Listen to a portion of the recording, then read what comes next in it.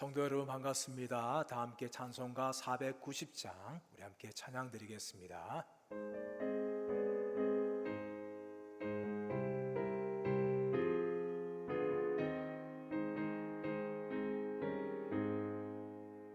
주여 지난 밤 내 꿈에 배였으리 그 꿈 이루어 주옵소서.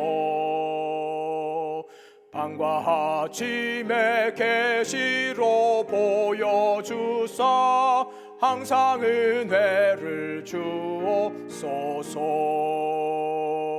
나의 놀라운 꿈 정녕 남이 기는 장차 그늘에 받을 별이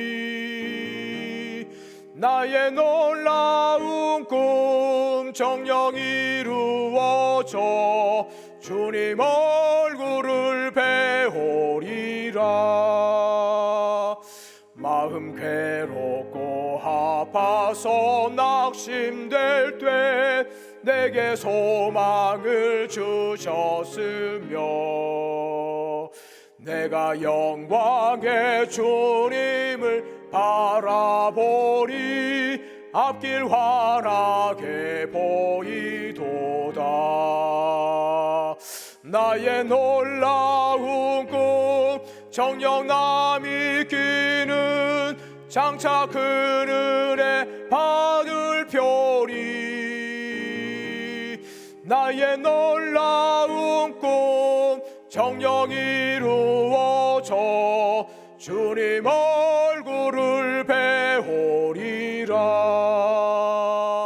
세상 풍조는 나날이 변하여도 나는 내 믿음 지키리니 인생 살다가 죽음이 꿈 같으나 오직 내 꿈은 참되리라. 나의 놀라운 꿈 정녕 남이 기는 장차 그늘에 받을 별이 나의 놀라운 꿈 정녕 이루어져 주님 얼굴을 배우리라. 하나님의 말씀은 구약성경 창세기 37장 1절에서 11절 말씀입니다. 구약성경 창세기 37장 1절에서 11절 말씀 1절부터 11절까지 교독을 하겠습니다. 1절을 제가 읽겠습니다. 야곱이 가나안 땅 곧 그의 아버지가 거류하던 땅에 거주하였으니 야곱의 족보는 이러하니라. 요셉이 17세의 소년으로서 그의 형들과 함께 양을 칠 때에 그의 아버지의 아내를 비라와 실바의 아들들과 더불어 함께 있었더니 그가 그들의 잘못을 아버지에게 말하더라. 요셉은 노년에 얻은 아들이므로 이스라엘이 여러 아들들보다 그를 더 사랑하므로 그를 위하여 채색 옷을 지었더니 그의 형들이 아버지가 형들보다 그를 더 사랑함을 보고 그를 미워하여 그에게 편안하게 말할 수 없었더라. 요셉이 꿈을 꾸고 자기 형들에게 말하매 그들이 그를 더욱 미워하였더라. 요셉이 그들에게 이르되 청하건대 내가 꾼 꿈을 들으시오. 우리가 밭에서 곡식단을 묶더니 네 단은 일어서고 당신들의 단은 네 단을 둘러서서 절하더이다. 그의 형들이 그에게 이르되 네가 참으로 우리의 왕이 되겠느냐 참으로 우리를 다스리겠느냐 하고 그의 꿈과 그의 말로 말미암아 그를 더욱 미워하더니 요셉이 다시 꿈을 꾸고 그의 형들에게 말하여 이르되 내가 또 꿈을 꾼즉 해와 달과 11별이 내게 절하더이다 하니라. 그가 그의 꿈을 아버지와 형들에게 말하매 아버지가 그를 꾸짖고 그에게 이르되 내가 꾼 꿈이 무엇이냐 나와 내 어머니와 내 형들이 참으로 가서 땅에 엎드려 내게 절하겠느냐. 그의 형들은 시기하되 그의 아버지는 그 말을 간직해 두었더라. 아멘. 창세기는 모두 50장으로 되어 있습니다. 이 50장으로 되어 있는 이 창세기에는 족보가 나오는데, 오늘 창세기 37장에서 50장에 이르는 본문은 바로 마지막 족보를 기록하고 있습니다. 2절 말씀 보시면 야곱의 족보는 이러하니라 라고 말하면서 야곱의 족보에 대해서 이야기를 하고 있는데, 무려 14장에 걸쳐서 이야기를 하고 있습니다. 그런데 가만히 이 16장에 대해서 읽어보면 야곱에 대한 이야기라기보다는 요셉이 중심되어서 기록되어져 있는 것을 우리가 볼 수가 있습니다. 창세기 30장에서 50장까지는 요셉을 중심으로 기록하면서 야곱의 가족이 어떻게 이집트로 이주하게 되었는가를 자세하게 이야기하고 있습니다. 오늘 본문의 말씀은 그 시작을 이야기하고 있습니다. 먼저 3절 4절 말씀을 보게 되어지면 이 야곱의 가정이 얼마나 역기능적인 가정이었는가를 우리가 볼 수가 있습니다. 오늘날도 얼마나 가정이 건강하지 못하고 역기능적인 가정들이 얼마나 많습니까? 순기능적인 가정을 하여야 되는데 이 가정 안에 참 많은 아픔과 고통이 있는 것을 봅니다. 오늘날에도 역기능 가정들이 많았듯이 야곱의 가정도 역기능 가정이었습니다. 먼저 야곱이 아버지로서 한 명이었지만 어머니들은 4명이었습니다. 야곱은 형 에서를 피하여서 외삼촌 밧단 아람의 집으로 도망을 갔습니다. 그곳에서 정말 평생 동안 사랑하는 한 여인인 라헬을 만났습니다. 7년을 수일같이 여기며 짝사랑하였습니다. 또 라헬도 또 야곱을 사랑하였지요. 라반은 야곱에게 딸을 주기로 약속을 하였습니다. 첫날 밤을 치릅니다. 그런데 자고 일어나 보니까 라헬이 아니라 그의 언니 레아였습니다. 외삼촌에게 속은 것이지요. 7일을 더 봉사하고 라헬을 아내로 맞습니다. 그때부터 야곱의 가정에는 레아와 라헬이 한 남자를 두고 사랑의 전쟁을 벌입니다. 급기야 종들을 처불어 주면서 자식들을 낳기 시작하면서 야곱의 가정에는 12명의 아들과 딸 하나가 태어났습니다. 이렇게 많은 자녀들이 있었고 아내도 어머니도 총 4명이었습니다. 그러므로 이 서로 배다른 형제들은 서로 경쟁하고 서로 미워할 수밖에 없는 구조가 야곱의 가정 안에 발생하게 되었습니다. 또 하나는 무엇인가 하면 야곱이 요셉을 향하여 편애했다는 것입니다. 야곱은 요셉을 더욱 사랑하여서 요셉에게 채색 옷을 입혀 주었습니다. 이 채색옷이 어떤 옷인가 하면은 여러 가지 다양한 실로 엮으면서 길게 만들어진 긴 옷이라는 의미를 가지고 있습니다. 이 옷은 아무나 입는 것이 아니라 상속자에 해당하는 아들이 이 옷을 입은 것입니다.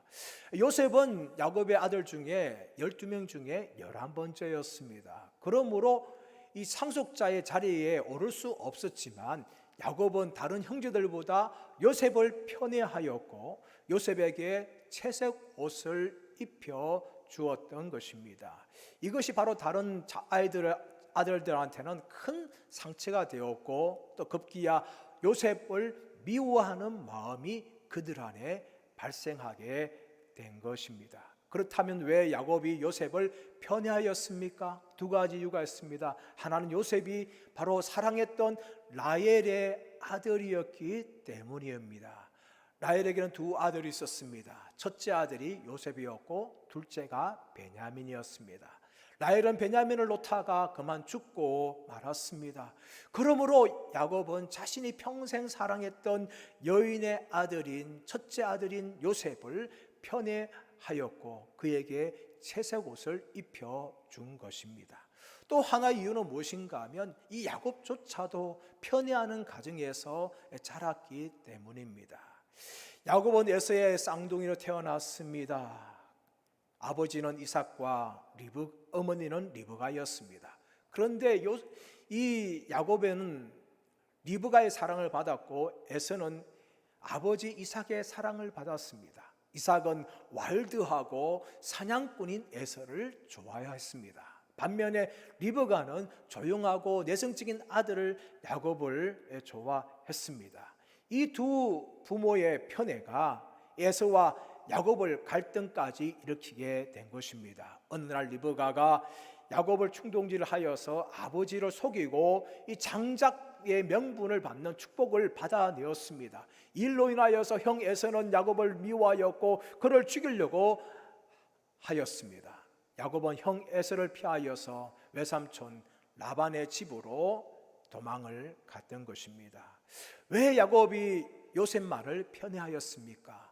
그도 어릴 때부터 편애하는 가정에 자랐기 때문입니다. 지금도 부모를 보면서 자녀들은 결심합니다. 나는 부모처럼 되지 말아야지. 부모의 좋지 않은 행동을 보면서 그런 결심을 합니다. 그러나 대부분 자라서 부모처럼 살아가는 자식들이 많은 것이지요. 싫으면서도 알게 모르게 부모의 영향을 받는 것입니다. 야곱도 그러하였습니다. 어릴 때 아버지와 어머니의 편애 속에서 자란 야곱이었지만 그도 어른이 되어서 다른 아들들보다 요셉을 더욱 편애하는 부모가 되고 말았던 것입니다. 이 야곱의 편애를 인하여서 요셉의 다른 형제들은 요셉을 더욱 미워하게 된 계기가 되었던 것입니다. 어느 선비가 있었습니다. 어느 선비가 길을 가다가 소 2마리를 데리고 밭일을 하고 있는 농부를 보았습니다. 그 2마리의 소는 하나는 검정소였고 하나는 누렁이였습니다. 선비가 소리쳤습니다. 여보게 농부 양반, 그 두 소 중에서 어느 소가 더 열심히 일하는 소냐라고 물었습니다. 그 말을 들었던 농부는 큰 소리로 대답하는 것이 아니라 쟁기를 내려놓고 선비에게 달려가서 선비의 귓속말로 아뢰입니다. 2마리의 소 중에 누렁소가 더 열심히 일합니다. 선비는 큰 소리를 말하면 되는데 왜 내 귀에 대해 속삭이느냐라고 물었자 농부는 이렇게 이야기했다는 것이죠. 미물에 불과한 짐승이라지만 제가 누렁이를 더 좋아하고 일한다고 칭찬하게 되어지면 검정소가 상처를 받습니다 라고 농부가 선비에게 말했던 것입니다. 이런 편애는 사랑을 받는 그 사람에게는 좋은 것이지만 상대방에게는 큰 상처를 줍니다. 가정 안에서, 교회 안에서, 직장 안에서 살다 보면 누군가 더 좋아하는 사람이 있기 마련입니다. 그런데 그 마음을 외부로 표현하게 되어지면 그 표현은 또 다른 갈등을 가져오게 되어지고 다른 사람들을 미워하고 고통스럽게 하는 일이 발생할 수가 있는 것입니다. 사랑하는 여러분, 그러므로 우리의 가정 안에, 교회 안에, 직장 안에서 편애하는 습관들을 버리시기를 축복합니다. 편애하지 마시고 마음에만 두시고 많은 사람들을 골고루 사랑하시는 저와 여러분들 되시기를 축원합니다. 두 번째 오늘 본문의 말씀은 이 요셉의 잘못과 하나님의 섭리에 대해서 말을 합니다. 이제 말씀 가보시면 요셉이 형들의 잘못을 야곱에게 말하는 내용이 나옵니다. 일부 학자들은 여기에 대해서 요셉이 고자질했다라고 말하고 해석하는 부분도 있지만 영어 성경을 보게 되어지면 형들의 잘못을 아버지에게 데려갔다라고 객관적으로 표현을 합니다. 요셉이 형들의 잘못을 아버지에게 이르는 것은 일부러 고자질하기 위한 것이 아니라 정직하게 객관적으로 아버지에게 알려준 것임을 알 수가 있습니다. 그러나 이런 일로 인하여서 형들의 미움을 사게 되는 것이죠. 가뜩이나 채색옷을 입고 아버지의 사랑을 받고 있는데 형들의 잘못을 고자질하는 걸 보면서 형들의 마음은 굉장히 불편할 수밖에 없었던 것입니다. 여기에다가 요셉이 더욱더 형들의 마음을 자극하는 이야기를 합니다. 그것은 무엇입니까? 5절의 말씀 보시면 요셉이 꿈에 대해서 말하는 것이죠. 이 꿈은 2가지였는데 내용은 하나였습니다. 첫 번째 꿈은 무엇이었습니까? 요셉의 곡식단이 서 있는데 다른 형제들의 곡식단이 요셉의 곡식단에게 절을 하는 내용입니다. 두 번째 꿈은 무엇이었습니까? 해와 달과 11별이 요셉의 별에게 절을 하는 것입니다. 이 두 가지의 꿈은 한 가지 내용을 말하고 있는 것이죠. 이것은 나중에 요셉의 모든 형제들과 야곱이 요셉 앞에 절을 하게 되어지는 현실적인 것을 미리 보여주는 것입니다. 그러므로 이 요셉의 꿈은 단순한 꿈이 아니라 하나님의 계시였습니다. 하나님의 뜻을 이루시는 이 섭리적인 꿈이 바로 요셉이 꾼 꿈이었습니다.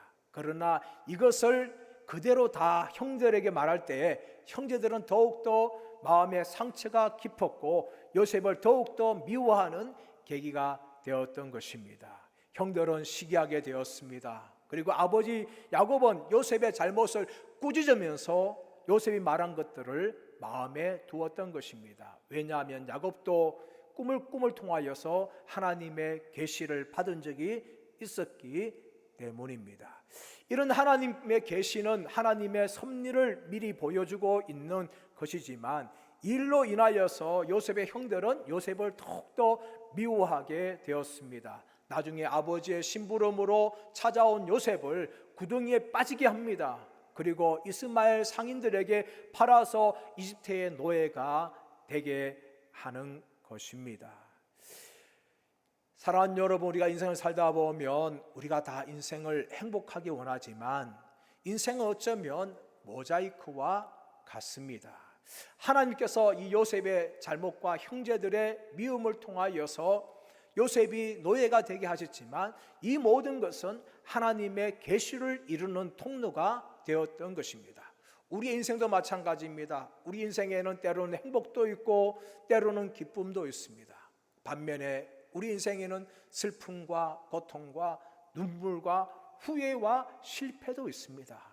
우리는 이 후자적인 것들이 우리의 인생에 없기를 바라지만 우리의 인생은 모자이크와 같은 것입니다.